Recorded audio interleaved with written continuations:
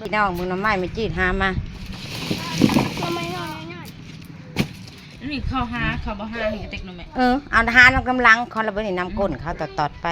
แม่บุญแม่ไปตั้งแต่5 โมงแม่ก็ได้ไปแต่บ่ทันได้แจ้งจะบุเขาไปแต่บ่ทันได้แจ้งอย่างเลยหัวตั้มแก้วรถเลยลูกเจ้า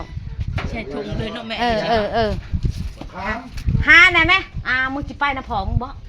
หรือว่าไปหาทงยางมาให้ข่อยก่อนข่อยสิหายน้ำไม้ไปขายมึงบอกเอาว่าเงินเอาน้ำไม้ไปขายนี่มึงบ่อยากกินบ่เป๊ปซี่ชื่อเป๊ปซี่ดีไหมเข้าไปโอ๊ยซื้อมาเห็นยังทงยางบ่มีบ่ทงยางค่ะไปแล้วจบตัวแล้วไปยุ่งจะเราทงยางตัดบ่มีบ่เดี๋ยวไปซื้อมาเมียนแล้วสนะตัดเท่าได้วะทงยางค่ะบ่ฮอดว้าวโพดตัว20บ่10ปลายนี่บ่7-8,000นี่บ่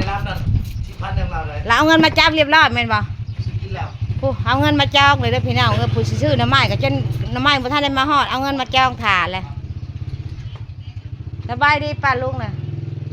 สบายดีพี่น้องมืดแทะโทรศัพท์ข่อยนี่ได้มาหัวแก้เสือฮอดแห้งเอากำฮอด2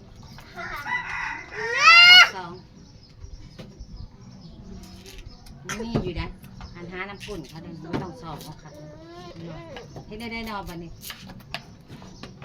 ติดกล้องกันได้บันนี้เด้อกล้องเห็นเป็นทุงแล้วสิเห็นเป็นทุงขายเนี่ยบันนี้จะกระชับแล้วแม่ตัวน้อยตัวใหญ่กระชับนั่นนี่นะเห็นเป็นกล้องไม่เอาเว้ยเห็นเป็นยุบนี่นี่เห็นคือกล้องขายนี่แหละแล้วเอาทุงมาใส่เลย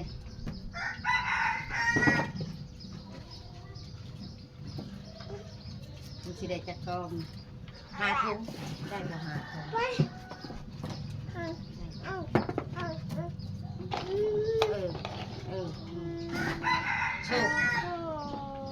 โชคขี้ดื้อโชคขี้ดื้อ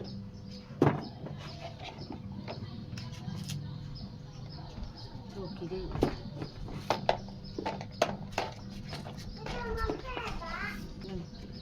บึงเด้อ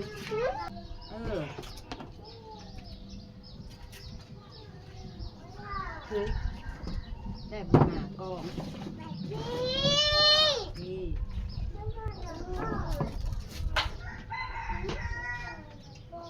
อีกเป็นทง10,00010,000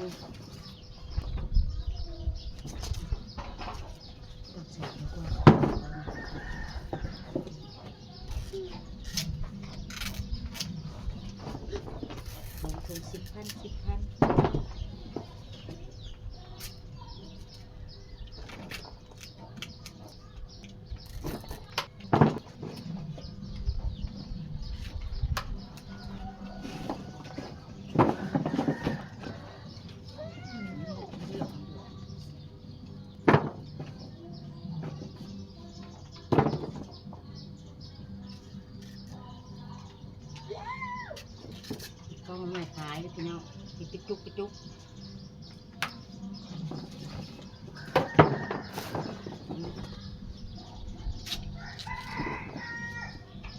ร้านเขาได้ติดเป็นวันละ10,000นั่นเวลาก็ซื้อเขาเศร้าไปแล้วจะทนเนาะแบบตลาดในบัว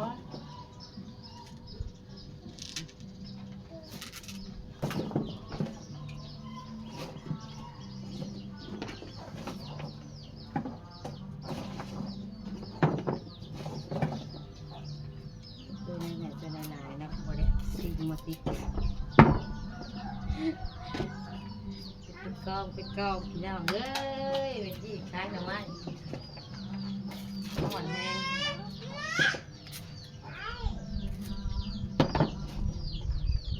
เป็นกองเลยตัวได้หน่อยตัวได้หลายเป็นดูทำกันเลยบอกให้คุณน้ำเจ้าเลย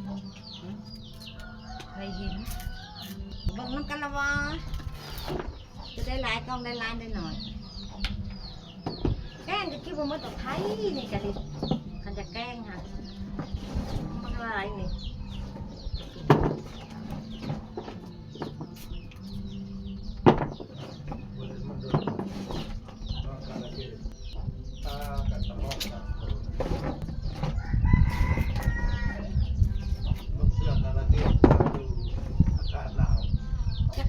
ผิวโบเกตผู้เราหอดสโลกเมื่อหลักเกลืองผู้นึงทุกอย่างมาใส่เป็นเห็ดจุดทุนตัวนี้เล็กน้อยจ้ะเนาะ อย่าแม่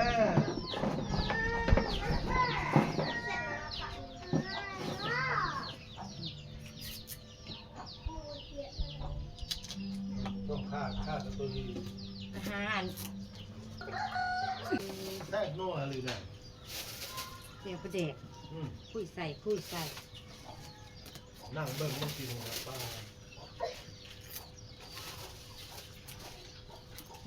มีเดี๋ยวพอนเนาะสั่งเมื่อวานนี่อาลัมเนาะอ้อสั่นเนาะ4 คนบ่4 คนอย่าอ้อย ไม่ ปลาชัน พอน ที่เชียงลำไม่หรอวะ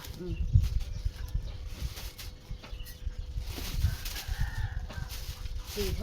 งละ10ก็ได้40,000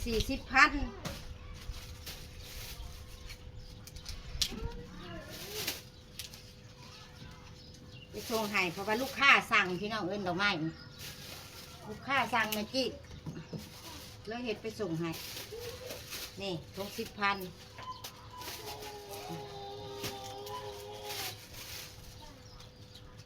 10,000กับเป็นเงินบาทเท่าไดวะ20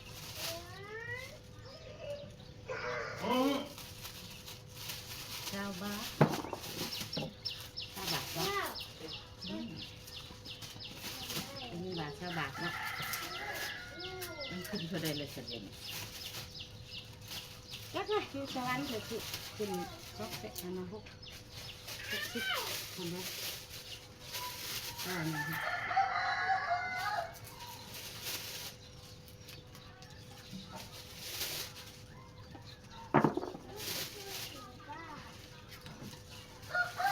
้องแม่งทำไม่ได้บอนเจ้า ได้แต่แหนงมาคนไม่ได้เดนเอาได้นก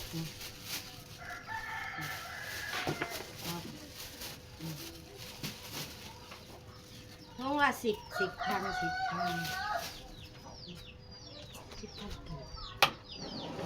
แกง มีคนที่กินคือ แกงกินคนหนึ่งทำงานโอ้ยมีแห้งได้ลมผัดอยู่ในป่าโลจักอ้าวจักห่อนจักไม่ยังก็ไม่ยัง มูลค่าเนาะ ทั้งหมุนทั้งคานพูดกระหาแต่แทนเอาไม้ก็ได้ทุกนั้นเขาไปหาผ้าพวกนั้นได้ของเรือ2-3 ลำเขาจอดในท่าเขาขี่เรือขวมผ้าเพื่อนั่นแต่เขาไปหาซับกดกาดอยู่ผ้าบนห้านี่ก็หาเนาะเอาหาไปก่อนเลยจักยุได้อีกหลายคนใช่ไหมไปหาหน่อไม้เนี่ยมื้อนี้มัน ที่รถไฟพ่อแม่ มันเสาร์วันอาทิตย์เด้เขาจะผักไปนั่นเขาอยู่ เสาร์อาทิตย์จะบอก ไปหากิน มองวันคานวันประหัส มันประหัดถึงไปเลยพอดี พอดีเปิด3-4เมืองกับพง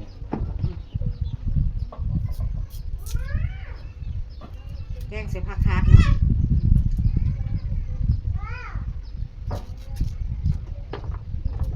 แล้วร่วมค่ะ หาคนแล้วลูกเป็นข้าวเขาส่งคืน ส่งไผ่คืน เอาเงินรวมบ้านลงค มันร่วมบ้านเข้าคักเนี่ยแล้ว ำเข้าครั้งลงคำ600,000เพื่อให้บุญนั้นสิ้น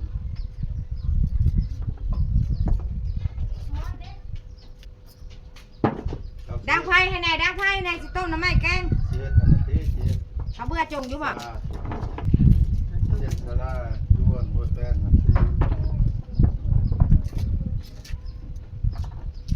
ผู้ได้ออกเขาคิดเขาเห็นศาลา ช่วงบ้านนี่ยืนเอาครัวนี่ครัวเก้านั่นเลยเก้าแต่เก้าอันนั้นเลยเป็นเสา ยิงกระดิกอยู่ในเห็ดศาลาเนี่ยผู้เห็ดเบ้ากระดิกตัวกระดิก เมื่อจะพา ท่วงกระดิก เวลามันถูกแต่เงินแต่ยังบ่ได้เงินเลยจะจบ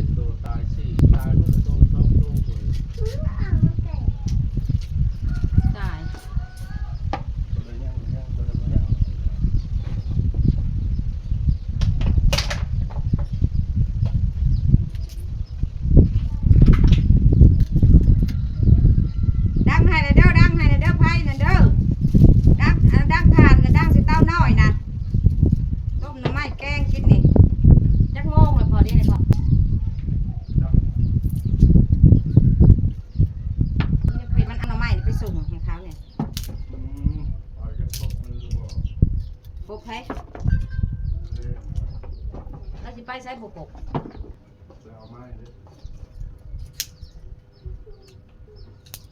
นางโซ่นั่น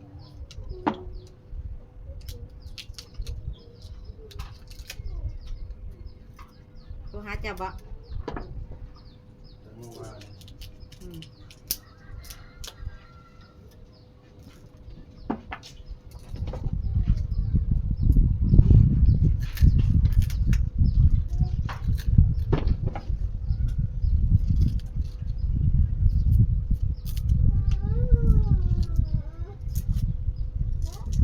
อยู่ตารางในค่ายในร่มพี่น้องเอ้ยเย็นในน้อยหน่อยคือ ลู เพื่ ก อน สุด ห้อ ท้าง ยนางโทรหาอ้ายบ่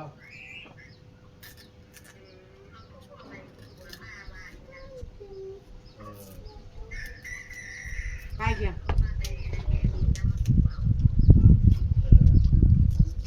ยานว่ามีเวียกเห็นสายบ่ได้รับโอ้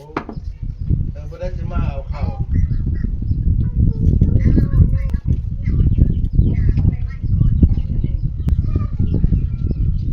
เอานั่นแหละมาแวะเอาบัตรมาเวียกเอาเงินนั่นแหละ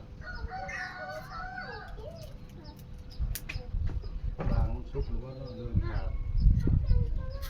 ยามนี้เราไม่ทำปาก อืม โบเป็นได้แล้วว่าปีนี้มะม่วงโบเป็น เป็นอยู่บนไม่สิแกงด้วยพี่น้องทำสิกิน แล้วแบบ อ่ะคลิปนี้ก็ลาไปก่อนพี่น้องฝากติดตามพี่น้องกดใจทุกไลค์ทุกคอมเมนต์เลยจ้าลาไปก่อนสวัสดีพี่น้อง